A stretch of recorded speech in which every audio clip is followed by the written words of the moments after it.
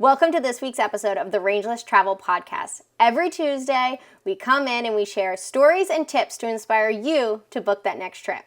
This week, we're talking all about motorcycles in Vietnam, because I know for a lot of people, particularly backpackers, that trip is like top of the list. So much so, I know Ryan couldn't wait to do it, and I have now done it twice. And everyone I know who has ever done it has absolutely loved it, and they've been like, that was the best part of my trip. Yeah, I think it was the best part of our trip too. Yeah. Overall, a month traveling all through Vietnam. Yep. So on this... It's top tier. Absolutely. So on this episode, we're going to go through everything you need to know before you go, everything you need to... Bring with you, and your different options on whether you're going to buy or rent a bike. Yeah, and then we're going to go through just the experience itself, useful tips that you should have, and rules of the road, things like that. Yeah, all those things to know, the things you need to know when you're there. Yeah. Yeah, of course. Okay, so Ryan's going to tell one of his favorite story. It's not my favorite story, but it's a good story. So what is it then? Why are you choosing this story to tell? I'm choosing this story because it's a time where we weren't prepared and we got caught out. All right, so what happened? So we were riding, we'd just done the Ha Giang loop, and we were coming back down. We went through Hanoi, through Ninh Binh, and we were going to Phang Nga caves. It's quite a long ride. It's pretty remote. There's not a lot of towns or anything you're passing through. Yeah. And it's on the Ho Chi Minh Trail, which is a historical trail in Vietnam. We were both riding. And this was a long day. This was an 8-hour day, 9-hour day, 10-hour day, something like that. It became longer because of what happened. But we were riding. It was cold.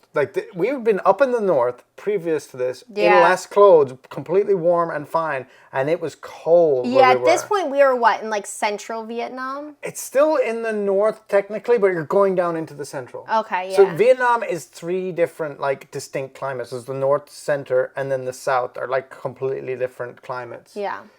And typically the north is the coldest, but our experience, it wasn't that cold. Yeah. So we were coming down into Phang Nga, on the way to Phang Nga, and it was a long ride. It was probably 300 kilometers that day.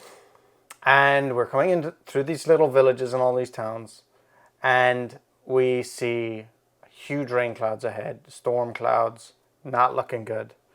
And then we see the road start to get wet, tracks on the road coming wet, and the clouds are still far away, so we're okay. And then everyone on a motorbike coming against us was wearing ponchos. Every person had full rain gear on. Every single person coming against us, and we were and we were running so far behind schedule. We were supposed to be somewhere, and we weren't going to get there until after dark because it was taking so long. And I don't like riding after dark because it's really dangerous over there. Yeah. But yeah, so Britt was flagging me down as we go through this little market village, and he was... I was so annoyed. Yes, while I was flagging him down. I was we need to make up time. We're too slow. It's gonna rain. We're gonna have to slow down even more. We're not gonna get there till 8 o'clock, 9 o'clock. But I had already done this ride, so I've done this. I've done Vietnam top to bottom twice now.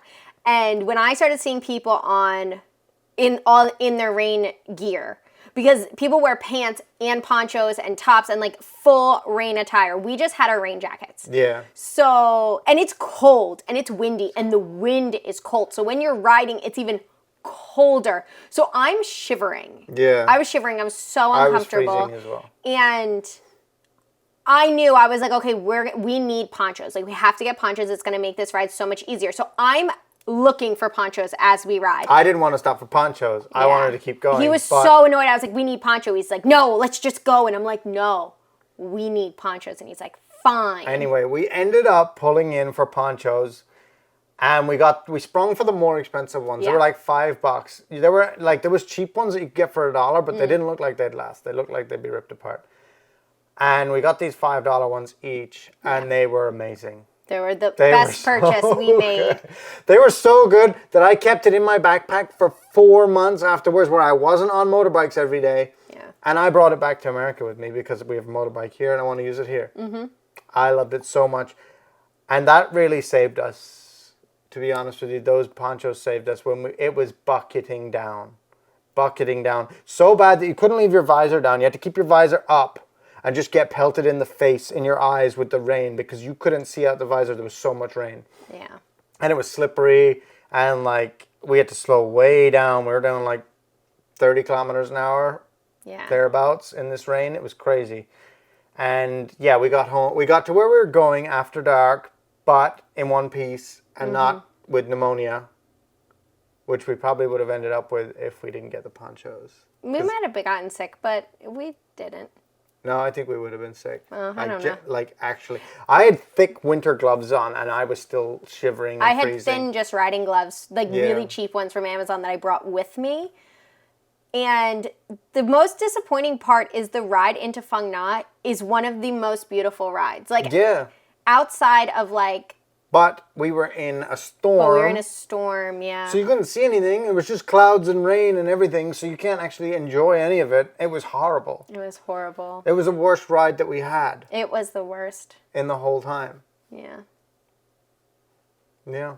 So what would you learn from that story? I learned from that you got to have your rain gear close to you. Yeah. And then you have to have appropriate rain gear. We had the good ones, like they go over the headlight. There's a cutout in the thing for the headlight to go shine through, and it like creates a whole like cocoon around you. Yeah. And we covered our bags in it in the back too, so our bags were dry. And like it shields the wind off your legs. It like kicks it off to the side and like around you, rather than like with just rain gear, it's just pelting you all the time. It kind of like, it fills with air underneath and it like creates like a bubble around you. So it helps you stay warm. And like, it can be warm, but it can be warm. And even when you're riding the bike, you can still feel cold because... Yeah, because of wind chill. Because of the wind chill. Yeah. And I think doing the trip for the first time ever is transformative. I hate being like that, but like it is. Like you learn so much, and that's just like one of the things you learn while doing that trip is when you're doing a motorcycle ride to be prepared. My first time I ever rode a motorcycle was doing this trip. I showed up in Vietnam. This is before we went. I showed up in Vietnam with an ex of mine, actually, and I had never rode a motorcycle before, and I had looked into it and I was like, I'm doing this trip. That's what's happening. And I didn't know how to ride a bike. So I rented from Style Motorbikes, which is who we rented from again. And when I went there, I was like, oh, I heard I can get like a semi-automatic, like I won't have to change gears. And they're like, yeah, you can. And I was like, cool. And they're like, but we don't have any. I'm like, oh, okay. And then he was like, but it's not hard. Like, you can learn how to ride. And I was like, but I've never ridden before. Like, I hadn't driven a scooter. Like, I never rode anything not even with like a twist and go automatic, nothing. I never rode a two-wheel thing. Motorized thing. Like, I knew how to ride a bicycle, but, like, not anything motorized. So they bring me in Hanoi. So I'm in Hanoi. Like, the traffic in Hanoi is absolutely... It's chaos. It's chaotic. So I don't know how to ride this bike. I'm in Hanoi. So the man brings the bike to my hostel because I can't get it from there to my hostel. He had to bring it to me. And then when he went to drop it off, he was like, oh, do you need a lesson? I was like, please give me a lesson. So he puts me on the back of the motorcycle with like my now ex, puts me and him on the back of the motorcycle and brings us into like an alley. And he was like, who wants to learn how to ride first? Because he didn't know how to ride either. Oh. And I was like, I'll go first. So I can't, like, I get it started, but like when you go, you have to get the clutch and you have to change everything in the right timing. I couldn't get the timing right for what felt like hours. In reality, it was about 5 minutes. And so I was just like in this alley, just like killing this bike. I'm like, oh no, it kept like getting like dead. My now ex, for good reason, was like, you're not going to be able to ride it. We have to see if we can return like the bikes and get like our money back because you're not going to be able to do it. And I'm like, shut up. Excuse me. I can do anything. You need to go away. And I'm just listening to this nice gentleman who is teaching me how to ride a motorbike. Well, push comes to shove. I got it. He struggled quite a bit, which gave me a lot of satisfaction, probably more than it should have. And so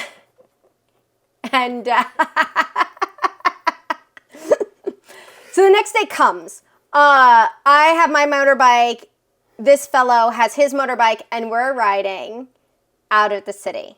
I, at this point, am like killing my bike quite often, but like I just need to focus on myself and like getting myself out and like learning and getting comfortable on this bike. He cried and called me and was like, I can't get out, you have to come help me. Like, I don't know what I'm gonna do. Like, I can't ride this bike either. And like, he figured it out. I was like, no, you just have to go. Like, I'm gonna meet you outside the city. Like, I'm just riding. And I somehow made it. He, at some point, somehow made it. I don't know. And that, like, first day of riding was so stressful. Like, I left midday, let me add. I never have rode a motorbike. And, you know, I decided, I was like, midday. I'm like, you know what?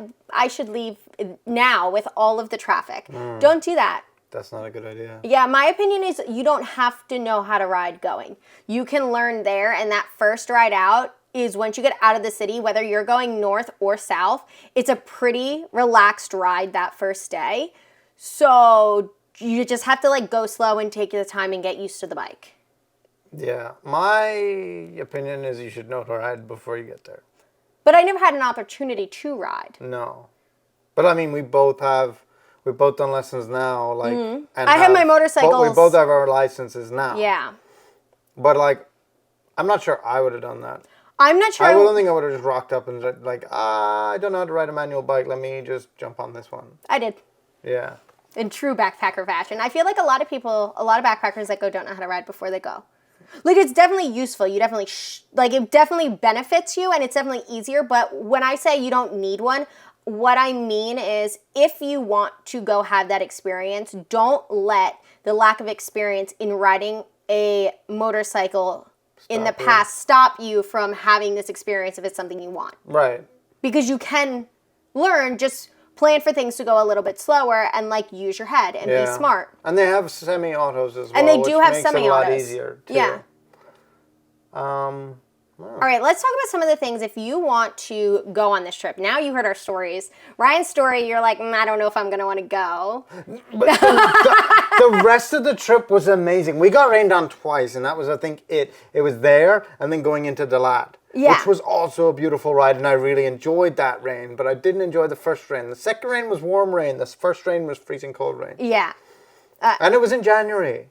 It was in January. We did go in January, and I did it. The first time I did it, I went in March. I went in March the first time I did it. Yeah. Don't get me wrong. It's still the most favorite thing I've ever done. Yeah. Like, hands down, the most favorite thing I've ever done. We went in January, and it was a little cold, and the rice paddies weren't yet, like, flourishing. So it was a lot of empty rice paddies and not super green ones, and they were planting in a lot of areas. Yeah. The first time I went in March, and it was hot. I think February or April is the sweet spot. Would be the sweet spot, yeah. I think February, April, because it's right past the rainy season. The rainy season is technically over beginning of January. And but it's still a little cold. But it's still a little cool.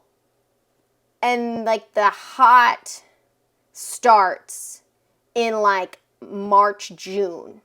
Yeah. So I think if you're planning, to optimize it, I would plan to go, like, February, April.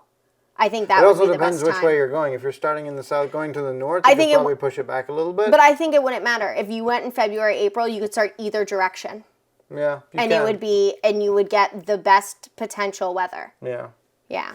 Okay. So what else do you think? So before you go, that's what we're talking about now. So, like, the things to know before you go. Okay, so officially to drive there legally, you need an international driver's license, which means you also need a driver's license with a motorcycle endorsement on it. Mm-hmm. So you're supposed to have them. You're supposed to have them. Do people go without it? Yes, they do. Did they even ask for ours? No. Never once where we asked for it, but you are supposed to have them. We did have them. Do people pay fines to be allowed to continue? Yes. We've heard that they do. Also, insurance. Safety Wing, that's who we used. Yeah. Online travel insurance. They cover motorcycle rides. Yeah, because a lot of travel insurances, if you already have one or you already have one that you like to use, check the fine print because a lot of times it won't cover like Motorcycle. adventure sports. Yeah. And motorcycle falls under that. Yeah. So make sure the plan that you have covers any activities that you're doing. Yeah, any of the activities that you're doing before you go. Safety Wing was really good. We didn't have to file any claims or anything with them. No, but it was affordable. But it was affordable, yeah. And it covered motorcycle touring. And it covered the motorcycle touring, which is specifically what we were looking for because you never know. You don't know. A lot of people do have accidents, unfortunately, on the bikes. My first time I went, I dropped the bike a couple times. But only one time was bad, and it wasn't my fault. I got, like, sideswiped. Yeah. By someone else. Yeah. And we've seen a couple of accidents when we were on the road. Yeah. And it's usually just, like, a little bit of road rash, something like that. Because you're not going terribly fast. No, you're not, but you can just fall the wrong way and you could not be going fast at all. And if you get like hit by the bike or you don't have much experience, like just on the bike, or you're not wearing like a helmet or clothes that are covering you correctly and you go down you could do something like break an arm. You're still out there. Or so if you get hit by a truck or a bus or something, you're dead. Yeah, that was... Yeah.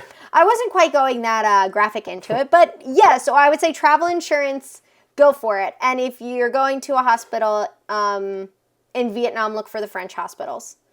Yeah. When you're in the cities, there's French hospitals, and the French hospitals are a little bit more expensive, but they're really good. And if you have the travel insurance, you have to pay for it up front, and then you submit the bill to the insurance, and then it should give you.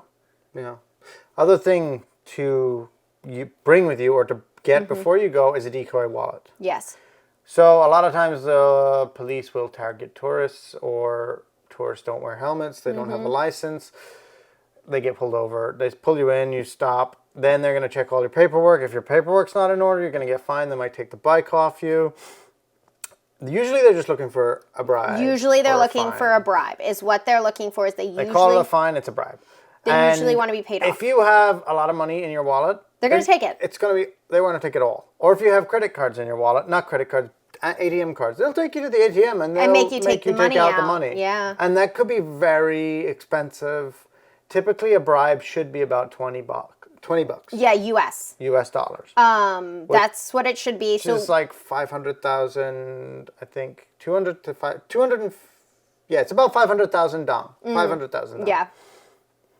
And that's how much it should be. So you want to have the decoy wallet. So the decoy wallet is where you put that the 500,000 down. Yeah, the 500,000 in small bills. Don't put it in one like smaller bills, and an expired license. If you have an expired license, bring it. Bring it and use that in your decoy wallet. That is what you're going to hand them if you get pulled over for any reason for anything. Now remember, whatever language your license is in. Is probably not, unless it's a Vietnamese license, is not the language that they read. Right. So they don't know that it's out of date or whatever. You're only giving them that license because what sometimes will happen is they'll take your license and they'll hold it and they'll say, you have to come with me to the police station. You don't want it to go that far. So if they take it and it's expired, it doesn't matter because you don't need it anyway. So I would say bring an expired license if you have it, or some sort of expired ID. Yeah. And because a lot of times your bribe. There's a lot of corruption going on, and what they'll do is if there's two of us, like they would put me in the jail and say you have to go get the money. You have to go get more money, and then the price goes up significantly if you're put in the jail. Yeah, so you don't hand them your passport. No. Don't hand them your like only ID that you have. Like you don't want to hand them over everything. Just pay the bribe and go on your way. That's what they're looking for anyway. We didn't have any problems with the police. We weren't pulled over. No. Probably because we both had helmets. Mm-hmm. And I drive very, very slowly. We drive slowly. We didn't break any speed limits. And a lot of the times we were covered from head to toe. Yeah. Like we had long sleeves on because if it's not cold, the sun is going to burn you. Yeah. So we had long sleeves on, long pants on. They can't really tell that we're, not local. My hair comes out the back of my helmet. Your hair comes out, but it's not like glaringly obvious right away. No. It would take a second for them. But anyways, we follow the rules of the road and never had any problems. I've done it twice now and have never had any problems. Also, the police there are not allowed to chase you. So sometimes... Some of them are. unless they look like a SWAT team. If they like look like a SWAT team, yeah. If they look like a SWAT team, they can chase you. Yeah. If they don't, and you'll know when you see them, they're dressed in all black. They look sharp. But yeah, the guys in the beige, they're not supposed to. The guys in the beige can't chase you. They're the local police. The guys that look like a SWAT team, they're like top. They're like top tier policemen. Yeah, but they're not likely to look for bribes or anything. There's not that much corruption in there. They won't look for bribes. Like if they're pulling you over, like you did something, that's your fault. You need to stop and deal with your consequences. Yeah. All right, so now we know what we're bringing, but we don't know what to pack yet.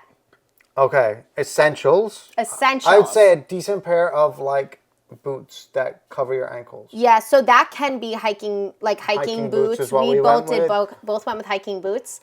But you could totally do it with a good pair of sneakers. Yeah, it's just something that covers your feet. Covers your feet. They're vulnerable down there. You can get injured and then you're kind of knackered, Yeah, so a good pair of riding shoes. We would recommend hiking boots that cover ankles, so that you don't break an ankle or something. If something goes wrong, drop the bike and it falls on you or something, you don't break your ankle. Have a little bit of more protection there. So we would recommend that. A pair of jeans. I love the jeans when I'm riding. It just feels a little bit more protected or secured, but I've also done a lot of riding in hiking pants. So I would say jeans or hiking pants. Long pants. A rain jacket. 100% rain jacket. I would say bring riding gloves with you. Because they don't really sell them all over, but they don't have to be anything crazy. But you want something to protect your hands because whether it's sunny or it's cold. Yeah, you'll get sunburnt on your hands. You get good sunburn on your hands. I had that problem. I bought winter gloves when I was there. And then when I was in the second half of the journey, it was way too hot to wear them. Yeah. And I didn't. And I had just, my hands were burnt. Yeah, I just have a really inexpensive pair off Amazon. And they were great. Yeah. And I used them multiple times on our trip. So they were good. Anything else? Sun cream. Sun cream, yeah. For sure. But you're going to have that anyway. I would bring sun cream with you because it's very expensive when you get to Southeast Asia. Sun cream is very expensive, so I'd bring some with you. You could pick up sunglasses there, very cheap. Yes, you want sunglasses, but you can get those anywhere. Pack layers because throughout the ride, throughout the day, the sun's gonna be out, the sun's gonna go away, you're gonna get hot, you might get chilly, so you're gonna wanna put clothes on and off. You might start getting sunburned, so you wanna cover your arms. Then you're like, oh, I want my arms out for a little bit, because your rides each day are gonna be anywhere from I think the shortest ride you have, if you're doing the whole entire country, is 40 minutes. Yeah. And your longest ride is probably gonna be 10 hours. So, give or take. Yeah. So, you're gonna go through morning, afternoon, evening, and it's gonna be a full day of riding. Bring layers. We liked riding in pants. Yes. And then I would put on a tank top or a T-shirt that was high neck. Yeah, I would say high neck. Sunburn. That, but also dirt just flies up. So if you don't things are hitting you in your chest. So a T-shirt or a tank top with a high neckline and then a long sleeve button up.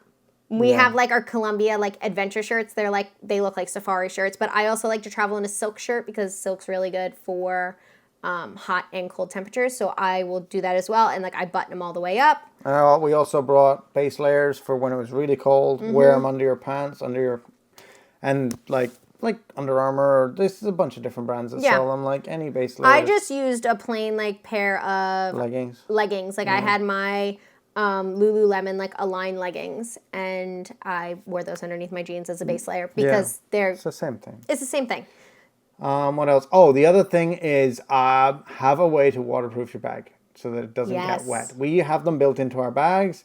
Have a rain cover for your bag.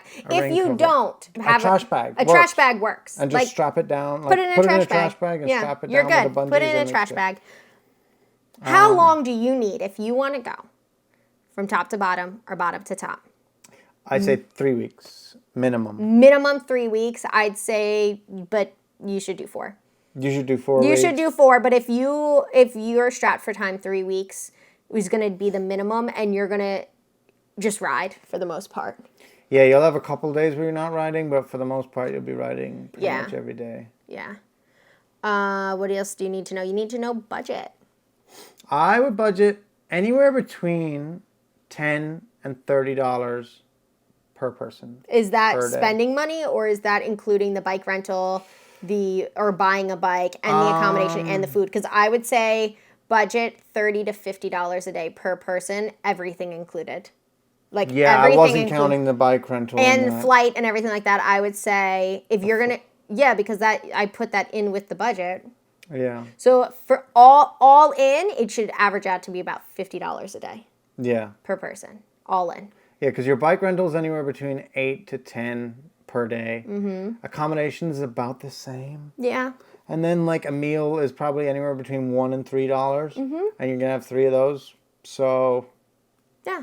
Yeah, about that. And then petrol is. And petrol's like $1 a liter. $1 a liter, yeah, $25,000. So I always like to budget a little bit more, because you never know. So like I would say $30 to $50 a day, all in, depending on what kind of deal you can get flight wise into Vietnam. Which, from where we're flying, there's usually pretty good deals. Hanoi is one of the cheapest airports to fly into from the east coast of the States if you want to get into Southeast Asia. Okay, let's talk about bikes. Let's talk about bikes. We have a couple of different options on what to get for bikes. We rented. We rented from Style. Yes. And it cost, mine was $250 for the month. Hers is $190 plus cash deposits, which you get back at the end. Yeah. Which are a little bit expensive, $400 and $500. But you get that money back at the end. You get it back. And you get it in cash. Even if you pay with card, they give it back to you in cash. Yes. But you can get it usually you can get it in dollars, or you can get it into Vietnamese dong. But if it's the end of your trip, you probably want the dollars. Yeah. That's a little bit expensive though, because $250 and that money is gone. Like you don't get that money back. That's the rental. You can buy a bike for $250. You can buy a bike. So you can buy a bike. The pricings of bikes is going to vary a little bit. But let's say if you have experience and you're comfortable riding a bike, and you're also experienced enough to be able to do minor fixes and adjustments to bikes, or you know enough about it to look at the bike and say it's going to need A, B, and C done, and you can take it somewhere to have it fixed, go ahead and buy the bike. Where do you find the bikes to buy? In your hostel. Book a hostel. Don't book a private room. Stay in a hostel, either like in the backpackers area of Ho Chi Minh or in the backpackers area of Hanoi. And people are going to be selling bikes all over, in every hostel. Trust me, they're going to be there. They're going to be trying to get rid of the bikes. And they're at the end of their trip. So they're strapped for time to get rid of the bikes. Right. And you're at the beginning of the trip. You're strapped for time to start your trip, you know? So you're going to get it for anywhere from $200 to $500. I've seen them go for. And the bikes are usually fine. Okay. They're okay. Yeah. They're going to have some issues with it because they're not maintenance-wise done the way that the rental bikes are. Because the rental bikes, they have the option with the rental bikes is they have different locations all around the country, and you can bring the bike there at any time if there's any issues. So they don't want to have to be fixing all these people's bikes when they're on these trips. So they're up to a certain standard before they let you rent them for the week, the month, whatever. Yeah, and they do services on them every time you drop them off. They do a full once-over and everything. Yeah, but if you're buying the bike, it's not getting that. So you're going to need to know enough about it to do it yourself. Or take it to a mechanic. Mechanics are not expensive. They're not. So you can get the bike full done over, and it's not going to be crazy. The benefit of that is at the end of your trip, you turn around and you sell the bike for what you put into it. So you just had a bike for a month for free. Yeah. Because you get the money back. The only thing with buying a bike is if you're pulled over and you don't have the blue card, which is like the title, it's a little piece of paper, you might get a problem with that. I'm sure you could pay with a fine to get out of it, but if you don't have it, that's legally how you prove that you own it. So they might try and take it off you if the police pull you over. But they very, very rarely ever ask for it. Yeah. So. But we had a copy of ours, even though it was a rental. They put it on the rental agreement. They give us a photocopy of it to show. Now, as far as bikes, you can get different kinds of bikes. There's different kinds of bikes. Yeah, for renting, there's semi-automatics and fully manual bikes. Everything from like a little Honda Win, which is a manual, and it's typically not even a Honda. It's like a Chinese copy. Which I did that's the bike I used my first time. That's what you use on your first time. I've heard mixed reviews online. A lot of people use them. A lot of people love them. They're not the best build quality. No, but they're used a lot, and they're cheap, and everywhere has parts for them. That's the bike you're getting for $200. It's going to be a Honda Win, probably. Yeah, and they have parts for it everywhere. Everywhere Right. has parts for them. And so. then there's like a bunch of different, like Japanese bikes, like manuals. There's like 3 or 4 different to choose from. Then there's also the Honda Wave, which I did the second a time. semi-auto, which is the most common bike in all of Vietnam. Yes, and it's very easy. If you are a first-time or unexperienced rider, I would say go with that. It did the hills and the mountains of Vietnam just fine. It was more powerful than my bike. Yeah, it did better than Ryan's bike, and he had like a fancy Suzuki. Yeah. And you don't have to worry about the clutch. So it does have gears, so you change the gears, but there's no clutch, so you don't have to worry about your timing. You just get on and start riding. Mm-hmm. Yeah. And then you don't need a big bike. Like some people, they were renting like 250. Like 250 isn't even really a big bike. Yeah. But yeah, it's just 100 to 150 cc's. That's what you want. Okay. You don't need anything bigger. No. All right. So we're in Vietnam. We're ready. We bought our bike or we rented our bike. This is what you need to know when you're on the road. You're going to travel about anywhere between 150 to 300 kilometers in a day, and you're not going to get any further than that. Yeah. And it's going to take you all day to do 300 kilometers. Mm-hmm. The Google Maps will tell you that you can do it in 3 hours, or, well, no, it'll tell you you could probably do it in 4 or 5 hours. Double that time. Yeah. Whatever it tells you, double it. Double it. Whatever Google Maps tells you, it's going to be double. Yeah. You're not making it in that time at all. No. Fuel. There's a lot of petrol stations everywhere in the more built-up areas. Mm-hmm. You're going to be in a line with a lot of other bikes. You need to be fast. You need to be ready. You need to have your seat popped and your tank open, ready to go. And your money ready. Otherwise, there's going to be people that are going to be very annoyed at you. Yes. Because they are fast. They're in, out, in, out, in, out. You need to be ready to go. And it's going to be about $1 a liter. Yes. You can also buy petrol at like little convenience stands. Yeah. And it's going to be sold in like 1.5 liter plastic bottle. Yep. It might be in a reused water bottle. It might be in a used glass bottle. It might be in an olive oil bottle. Like an oil bottle is often what it's in. So just look for bottles on the side of the road. Sometimes they're in a stand. Sometimes they're just up on a table. Yeah. They could be green. The liquid inside could be green. It could be red. I think we even saw purple at one point. It's just the dye that they put in it. Mm. Also, sometimes I have these weird pump things. It's like a big drum on the bottom. And then it's like a glass thing on top that like measures it, and they manually pump it up how many liters you want, and then they fill it from that. You'll see those too. It's an old school. Like they used to be everywhere. That used to be the standard.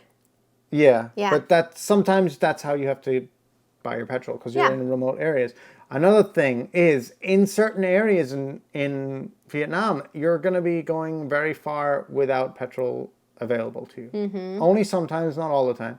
So you want to bring one of those 1.5 liter water bottles, fill it up with petrol, and bring it with you. Yep. Especially if you're riding a semi-auto, because they only have a smaller tank. They have a smaller tank, so. Yeah. I think that was it. I think Maps. How do you find out where you're supposed to go? Maps. Okay. We used Google Maps for pretty much everything. You can download the entire country offline, so that way you don't need an internet connection. If, though, you prefer, you can get a SIM card when you get into the country. You can also buy them like everywhere. You get a SIM card, put it into your phone. You now have a Vietnamese phone number and data where most of the country you're going to have a signal. Yeah. Surprisingly, you'll be in the middle of nowhere, but you will have... And they're affordable, too. And they're affordable, like literally like $5, $10. Like it's not expensive. It's very affordable to do. But if you decide to not get data, or let's say you run out of data or you don't have good service, make sure you have the maps downloaded onto your phone. Yeah. We use Google Maps. As a backup, just in case. You can also use maps.me, but I don't really... That was good, too. I used it sometimes. I don't really like it.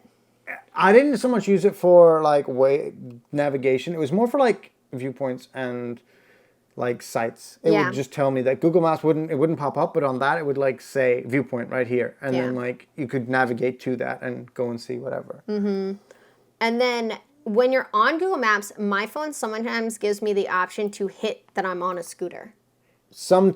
In certain countries it'll let you do that. Yeah. I think in Vietnam it let us pick motorbike, like little motorbike. Because you cannot bring the motorbike on all the roads. Yes. So when you're setting up your Google Maps, go into your settings and select avoid highways.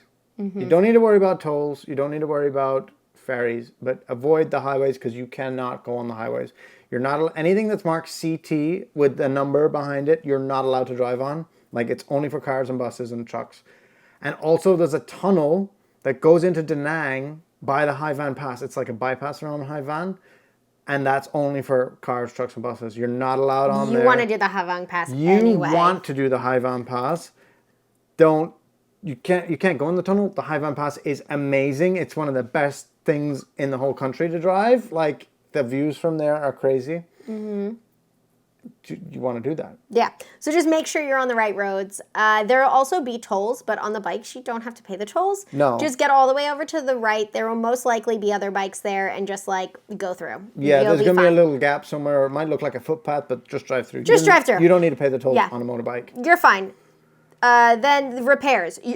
And mechanics. You're going to have to stop for oil changes. Yeah, you need to change your oil every 1,000 kilometers. These bikes, they don't have oil filters, so they just suck out the old oil and they put in new oil. It doesn't cost a lot. It's anywhere between $2 and $6 for an oil change. And you can stop anywhere. There's mechanics everywhere. Yeah, for a motorbike, I think it's Z-May. Yeah, Z-May. I think it's Z-May, Xemay, two words. That's motorcycle mechanic. They're literally everywhere. Everywhere. Don't worry about it. The only thing is if you're riding around the time of Tet, you need to be careful because a lot of petrol stations will be closed and a lot of mechanics will be closed. So you have to be careful with just the Tet holiday. But that's any holiday. Yeah. Just if it's the holidays, a lot of people take the holidays off. So if you know you're going to be there in a holiday, just do the maintenance and get the petrol and do the things you need to do beforehand because people are on holiday. Right. Your decoy wallet that we had talked about previously, keep it reachable. So don't put it in your big bag, it's strapped on. You're going to be backpacking, so you probably have a bum bag. Put it in your bum bag. Yeah, put it there. Don't leave it in your pocket. It's going to fall out. Don't put your phone in your pocket when you're riding. It's going to fall out. They'll have phone if you rent. You could have a phone holder. They're going to have the phone holder. If you buy it, the person before you probably put a phone holder on it. So probably. And if not, you can buy them everywhere because you're in a city. They sell them all over the place at all the markets. Rain gear, bring it. Sun cream, bring it. Mm-hmm. Speed limits. Speed limits is a good one. So in the cities, it's 40 kilometers an hour is the speed limit. Yeah, and the towns. So you'll be riding and there'll be a town and then you'll be on a big street and then you'll be on a town and you'll be on a big street. Right. And there's no, you're not turning off or anything. No, you're just on a road that goes through a town. There's not always a sign. The speed limits are very rarely posted. There's not always a sign to say that there's a speed limit. What there is, outside of some towns, and not all towns, but some towns have it, it's a big blue sign that looks like a little village in white on the blue sign. It means you're going into a town. That means you're entering a town. That means the speed limit's 40. Mm-hmm. If you're leaving a town, it's going to say the same sign, but it's going to have a big red stripe going through the middle of it. That means you're leaving the town and the speed limit's now 60. Mm-hmm. But it's not at every town, and they will enforce the speed limits in the town, even if there's not a sign. So slow down. If you're getting into a built-up area, slow down to 40. Yeah. That's only on a main road. If you're not on a main road in a town, you're just moving around, you don't need to do anywhere near 40. No one's moving at 40, so don't. Yeah. There's some other rules of the road that are good to know, might is right. Yes, that is. You are small. Everyone comes before you. They have right of way. Do not get in their way. Don't get in the way of a truck. Don't get in the way of a bus. They won't care. They will hit you. Get to the side. Just get to the side. Stay as far over to the right as possible.